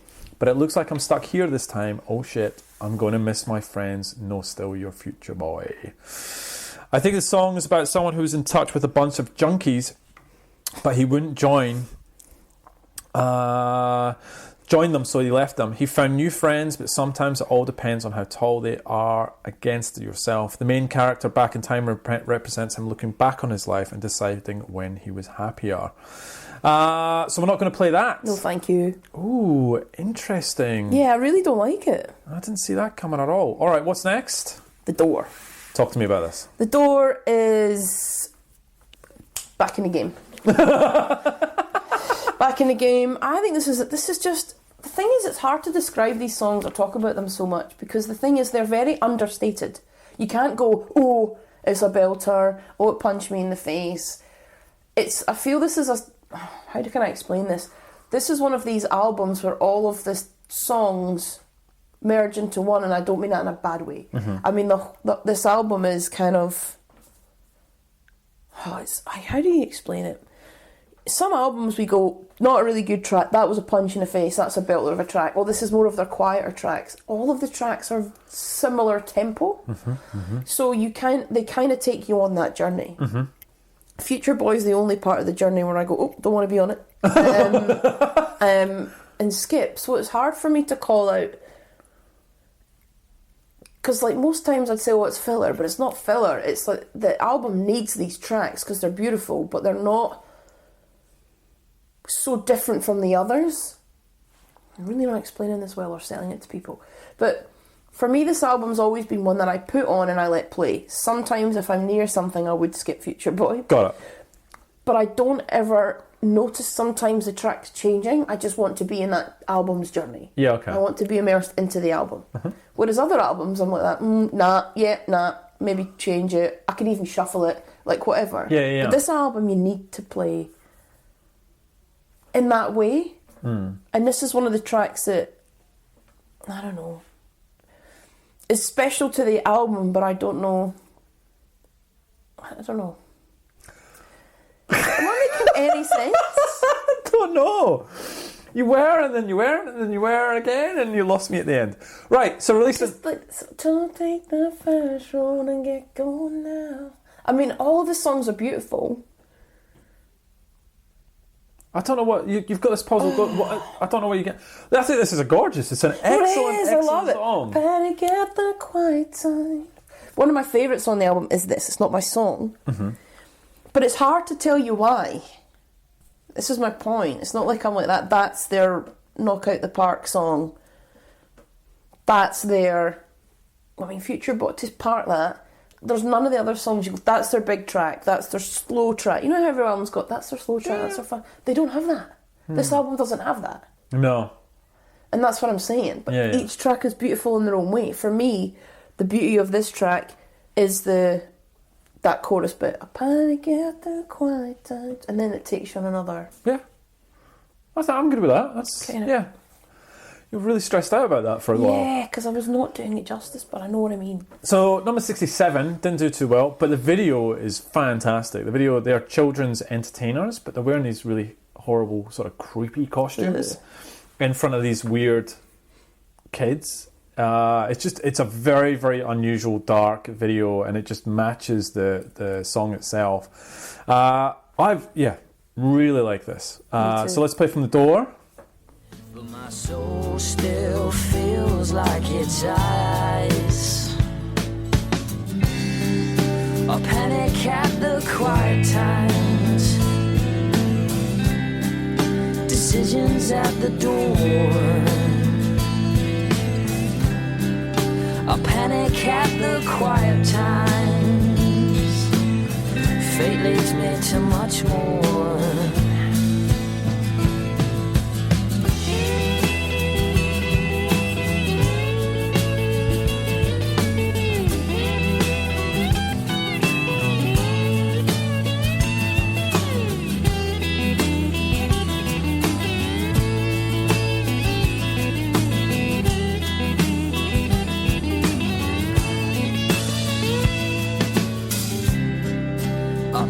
At the quiet times, decisions at the door. A panic at the quiet times. Fate leads me to much more. State of Things. Oh no. Oh no. This song's amazing. It needed a pickup, I think, and I think they delivered it with this song. But Much even not faster too pace. much of a pickup. Yeah, no. Just a little bit of a faster pace. A little bit. It's nice placing. You and me. So a sad song, I think. Okay.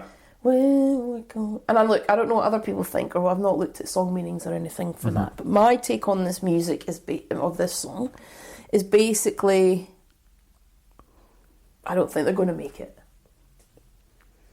They want to, but they're just not going to. Don't you think? Yeah. Like it's coming to the end and they know it and it's a conversation. That's how I've always thought about this song. This person, who is it? It's Ravioli.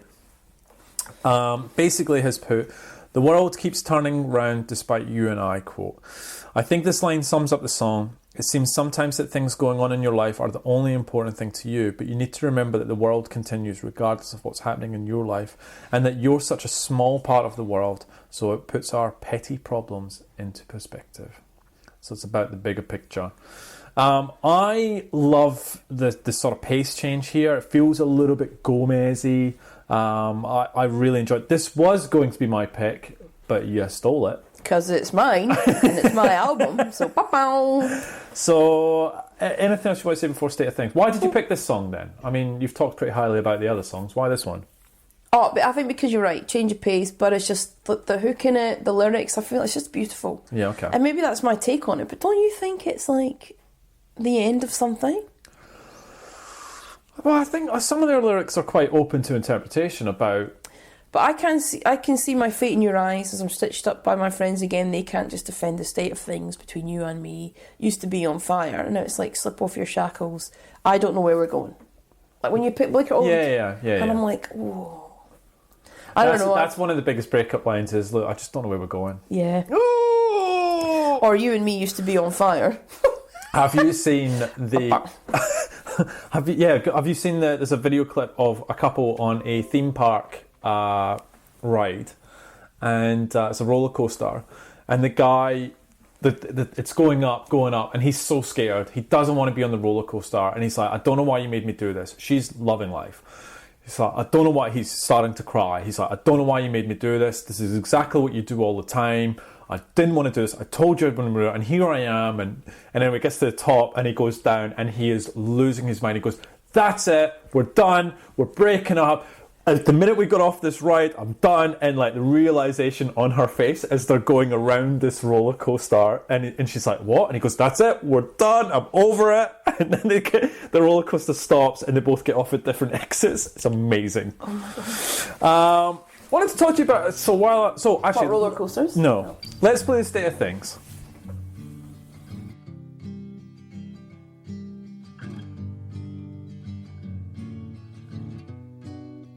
Blindfold me, tie me up or tie me down. Yeah, take me anywhere. Keep your ears close to the ground. Listen to me, but don't die laughing. And all things must end, yeah. But I can see my fate in your eyes as I'm stitched up by my friends again. They just can't defend the state of things between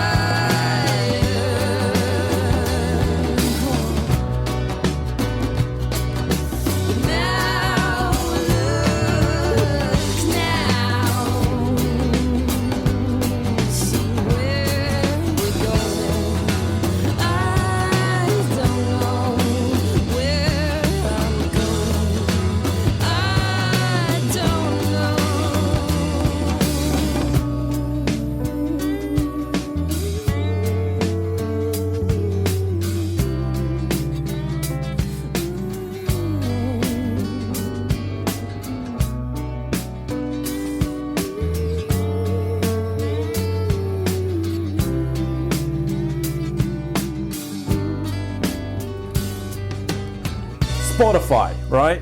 Yeah. So you know how you have been secretly watching what I listen to on Spotify, Yeah. right? So I finally figured out how you do it. So I was like, okay, installed the Spotify app or program, whatever, and now I can see what everyone's listening to, which is cool. So the other day I'm listening to my music, look in, and it's basically just you, Oasis after Oasis after Oasis. It was just, I was just watching you go through the Oasis songs one after another.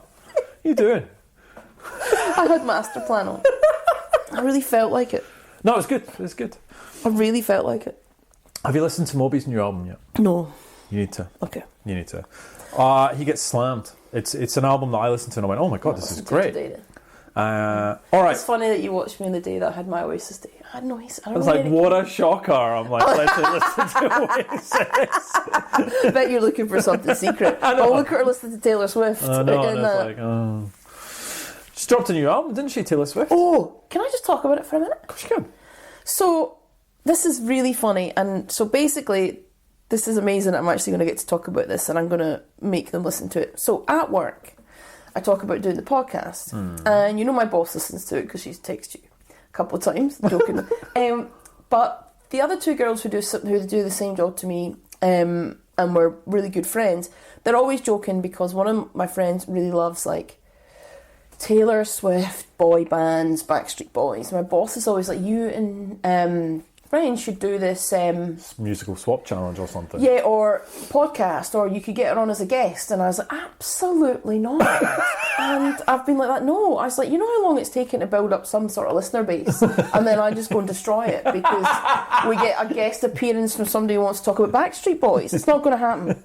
And so for ages, it's just been like this banter back and forth. But it would be so funny listening to you argue about it. And I was like, yeah. So this morning, actually, she sends me a text saying this song, she said, I want you to listen to this song with an open mind. Okay. And I was like, sure. Okay. So then I did. And it's it's a song from Taylor Swift's new album with Bon Iver. Ooh, interesting. Okay. And I listened to it with an open mind. And I'm going to say this on air. It's a lovely song. Oh, okay. So her new album, I thought, oh, so it's completely different. I listened to a couple of tracks that followed on from it. Yeah. And I looked up reviews. Guardian gives it 5 out of 5. NME gives it 4 out of 5. Jeez. It is not the Taylor Swift of old. It is very low key. So look, I don't like any of her music, but seriously, give it a listen. Her new album. I'm actually going to listen to it. Okay. And actually give it some... and be completely open about it, open-minded, pragmatic about it, the whole thing. But the track with Bon Iver, I was like, whoa. Okay. Well, so the album 1989 by Taylor Swift, It's not that one. which has the Shake It Off, Shake It, which is just annoyingly catchy and fun when you're drunk. It has Welcome to New York. You ever heard that song by it? It's brilliant. No. Yeah, so I'll give it a listen. So the album is called... She just dropped it out of the blue. Folklore. Yeah, okay. I'll have listen. Did you yeah. ever watch that movie on her? Was it Netflix that did the documentary? No, I didn't. No, okay. But, Okay. yeah, so the song is called Exile with Bon Iver. Who knew? So when's she coming on the podcast? anyway, mention... We've done it. This is fun. So, right, okay, we're done. Yeah, we're done. Taylor Swift, how did we get there? Who knew? Spotify. So By TV Light is the next song on the album. Great song again. Least favourite song on the album. Really? Better than Future Boy? Bit dull. You're a bit dull. What? Well, yes, I am. I actually think the imagery is nice, the lyrics are nice, but I find this a little bit dull, to be honest. So this is my skipper. Skip, skip, skip. Really? Yeah, how do you feel about it? Are you okay to let me skip it? Yeah. Okay. Slack. Great song. I like it. Nice playing. It's a bit livelier. The lyrics. The trees are black and I don't care, 'cause I ain't slack. Rescued a cat from a tree. Aw. Its fur was all caked in dirt, but I killed it dead for liking me. Yeah, I stole a car and drove it to town. Well, I ain't slack. This is what I was like, what? What'd you say about a cat? I know. Yeah, like, what'd you say about... so, this is where I start, like... I love cats. This is when I started to get into lyrics and go, some of these are really dark. Because of the music. You think it's lovely? You're like that, oh, it must be love. He must love that cat. Yeah. So let's play a little bit of Slack.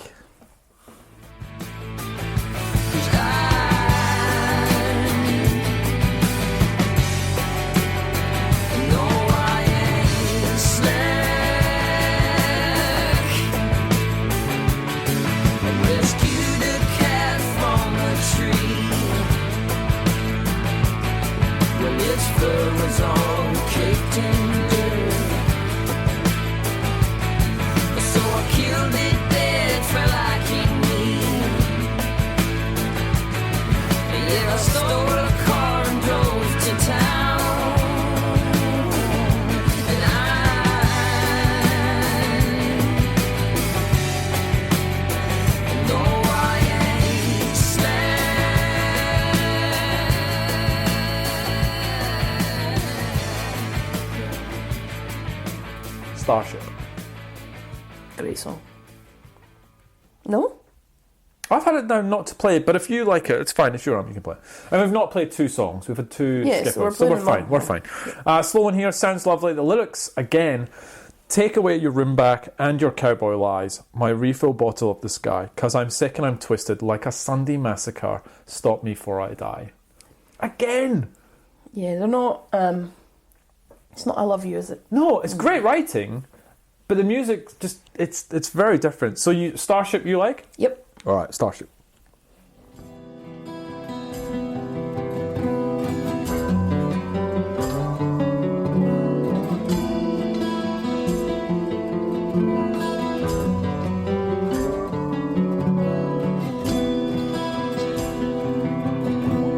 Take away your moon bag and your cowboy lies, my refill bottle of sky. 'Cause I'm sick and I'm twisted like a Sunday massacre. Stop me before I die.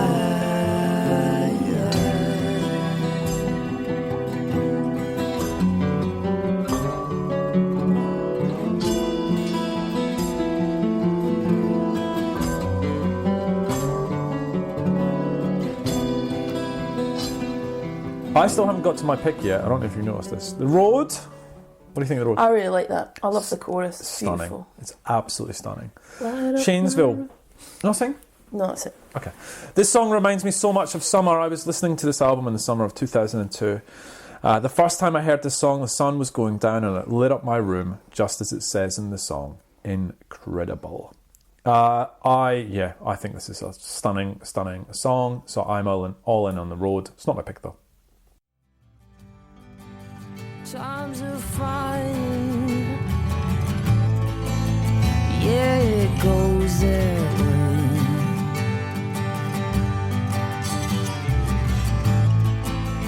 Down some highway. Yeah, down some lonely road. In an old-fashioned way.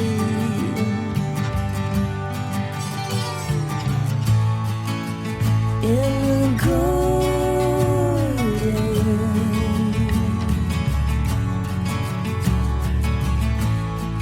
yeah, with the evening sky lights up my room, lights up my room, lights up my room, lights up mine.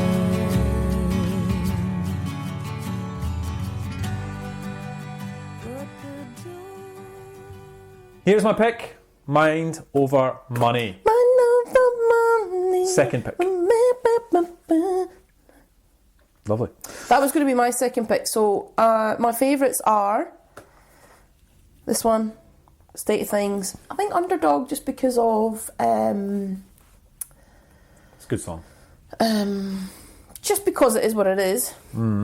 I just love them all, don't I? Really, when I think about it, The Doors probably up there. The Road. Some good songs. There's some cracking, and when I go back to it, it ages well. It does age well. In fact, and his voice is just, we've listened to a lot of music. He has a beautiful, unique voice. But Mind Over Money is great. Do you know what I love about Mind Over Money? It comes out of nowhere, because you've kind of had on that journey, and then this just song comes. It's quite dark. Chorus is excellent. Light up my life like a very last cigarette. Wearing a smile like it's going out of style. Look at yourself. There's nothing in there. Keep blood on the inside and nowhere else. Up on a shelf. That's where I need to be. That's a couple of references to a shelf. But again, great writing. Got to number 31, this one. Did he get left on the shelf? Is it a problem for him? He must have, the breakup or something must have happened around this. Because you can see it's quite dark at times. But this is my pick. This is a brilliant song. So let's play this.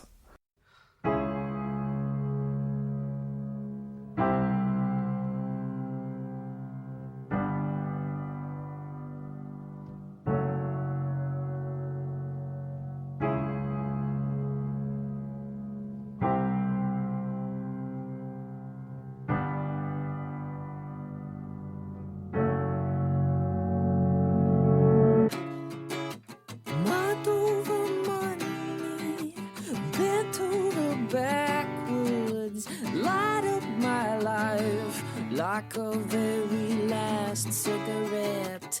Time after time, dear, we will just lie here staring at ceilings. It doesn't really matter where you are.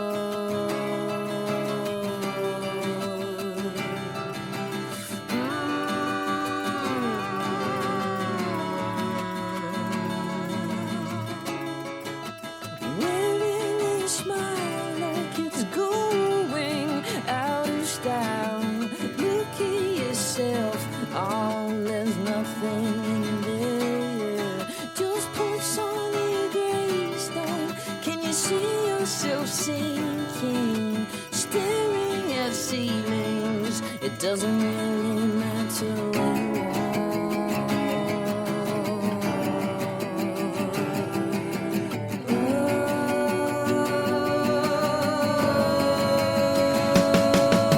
Oh, that's alright. I want myself. Blood on the inside and nowhere else. Up on the shelf, that's where I need to be. Like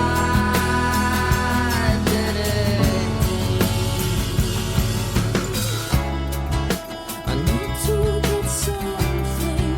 I can't sleep for it. Internal combustion, can that really happen? I take it back, yeah. Whatever I did, yeah, I didn't mean it. I was only joking.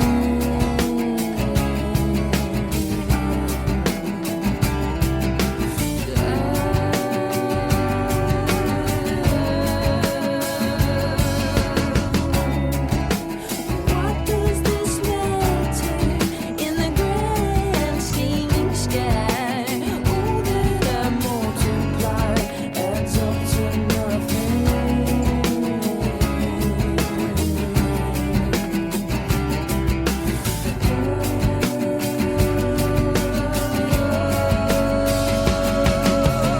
Oh, that's alright. I want myself. Keep blood on the inside and nowhere else. Up on the shelf, that's where I need to be. Like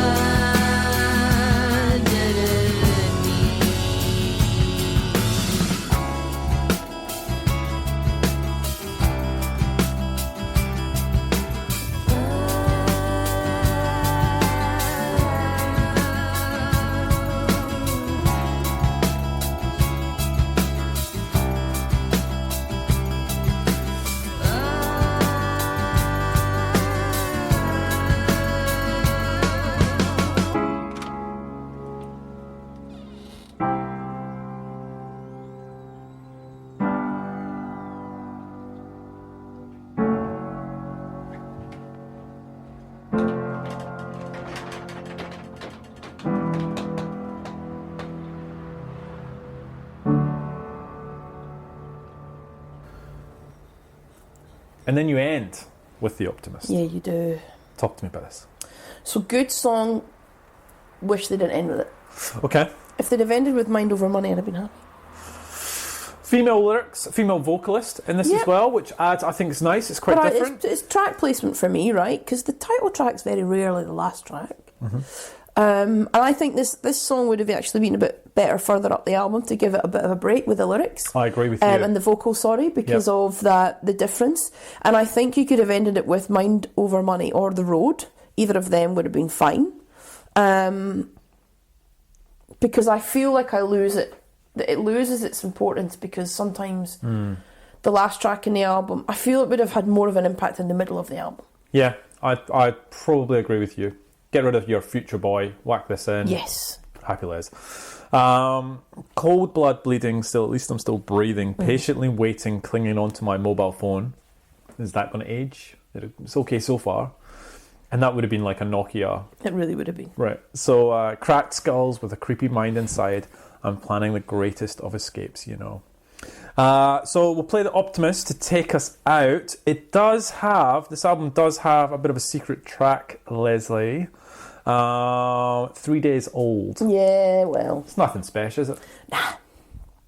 It's one of those ones where you go, don't bother. I think this was the era when we were starting to get out of them. Oh, we're starting to Don't move you past. like Yeah, that, I think so, yeah. Do you get them now? You don't get them. Well, what can you do? There's no CDs to slip into, really, isn't there? Reviews. Illy, 2 out of 5. The murky ballads of the Optimist LP were largely forgettable, although there were some decent tunes like the blues folk poetry of the of the Door, the Resigned by TV Light, and San Francisco style vocal harmonies of Slack and the low light flight of Starship. For the most part of the album felt like a postscript for the dying Britpop era and the mortally wounded music industry. That said, if the likes of Star Sailor, Travis and Elbow appeal to you, then you'll enjoy this. Would you agree with that last statement? I would, but I'm not a huge Elbow fan. You say that now. Right, can you read? This is a long one. I say always Elbow, it's just the voice. Beautiful music, terrible voice. I want you to read this review. Okay, it's a long one. Holy moly. Yep. Pudding and pie. So Craven Munnicht. Yep, 3 out of 5, right? Hey you with the glass eye and the glass of scotch. I mean, it was me up until glass eye, but you in the corner sucking down oats like the world was going to end and you knew it all along. You in the turtleneck weeping for the albatross despite knowing the winged glorious is destined for the glue factory. Oofed.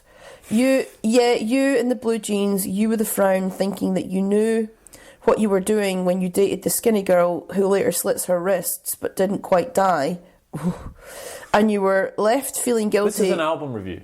Because you didn't really like her and she tried to die for you. Yeah, you and the black bowling loafers who never returned my phone calls even though it was you, that's capitals, who said, hey, let's get together sometime and have a few pints. You in the corner, you sold me a line about knowing your place in the world. You were my philosopher. You were my Kant, my Jung. You were my Pope. R.I.P. Yeah, you in the jeans and sweater and shoes watching me pass by like another lemon, never known and never knowing. I saw you when you were a punk. Fuck you. This is you, this is me, this is the Optimist, and it suffers the fools like you. So stay in your corner, motherfucker, and I'll pass by you. There is no sound when my wheels skid past your door. Get used to it. So what's that for? I don't know, it's weird, isn't it? Is he trying to say that's what the songs are? Is he trying to say that that's what he thinks Turin breaks were until they released this album? I don't know. It's a very stupid thing. Angry review. Very.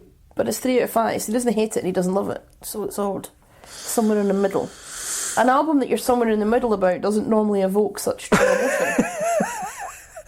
Brad L, 4 out of 5. If Beth Orton is a Joni Mitchell of the new British acoustic set, then Turin Breaks are its Simon and Garfunkel. Or Brewer and Shipley. Like Orton, Ed Harcourt, and a slew of others, they mix folk-oriented pop with the trappings of electronica. You wouldn't exactly say there's anything groundbreaking here, but there's a number of strong songs, and it's breezing, endearing listening. Right, Les, how are you going to rate this? Hi. So, this album stands up for me. It's beautiful, brings back memories, such beautiful written songs, music. We'll always go back to it, we'll always listen to it. 8.5 out of 10. I'm not far behind you. I think it is gorgeous. It does have its flaws. Yeah, Future Boy. Couple of tracks where I'm not so all in for, but like I said, pop it on in the background, have some drinks to it. Oh, you'll have lovely. a good time. 7.5 from me. Really nice. Yeah, it was really nice Okay, to so you listen to liked it. And it's just sometimes just absolutely stunning, this album.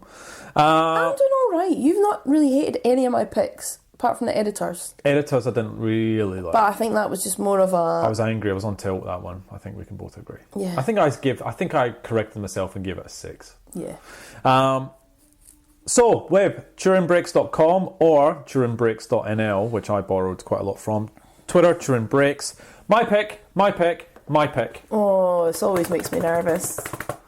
it's a Britpop band, but not a Britpop sound. So I am going to pick The Charlatans. All right. And I am going to pick the album Wonderland. Oh, it's got one of my favourite Charlatan songs on it. Does it? Mm-hmm. Didn't know that, but that's great. I won't tell you which one. Okay. And I'll talk about why I picked this, because it's just an interesting album, and I guarantee a lot of people haven't listened to it, and that's what I'm keen to. And it's never a bad thing to talk about the Charlatans. No, and it's an interesting story. Lots going on in the band. Lots of polarising opinions for those that do listen to it. And Wonder where I'll fall. I can't remember. We will talk about Tim's falsetto and how people love it or hate it. So, Charlatans, Wonderland. And then the episode after that, Hoochie Mama. It's a big listener pick album. Was it? It's massive. Do I like it? I don't know. We actually haven't talked about it yet. So, and I don't know how I'm going to feel about it, but there's no getting away from it. We had to talk about this album. So Twitter and Facebook, Britpop Banter, or email us, britpopbanter@gmail.com. Charlatans and Wonderland, next episode. Les, anything else? That's all. Done. I got to talk about them. Hope people listen to it. Yeah. Go and listen to the Mariners. Go and listen to Paul Weller. Good episode for music. Absolutely. Stanleys as well. And go and listen to that track from Taylor Swift. And, like, you know, hammer me on Twitter, that's fine. But just listen to it with an open mind like I do. Open mind. It's not earth-shattering, but compared to the nonsense that she's churned out, this is not bad. All right. See ya. See ya. Bye.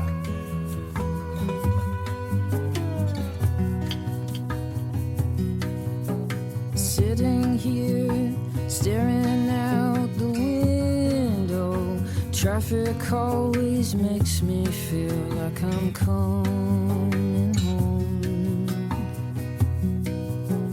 Cold blood bleeding, still at least I'm breathing. Patiently waiting, clinging on to my mobile phone. Cracks go with a creepy mind inside.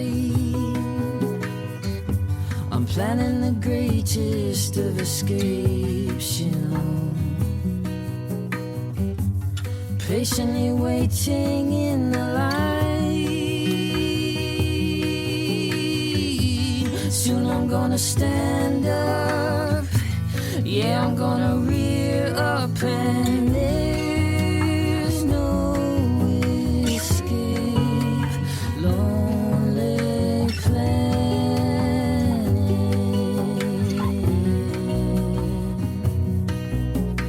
Oh, it's too late. Lonely planet.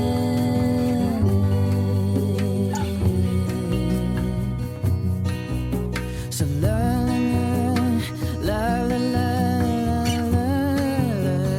la la.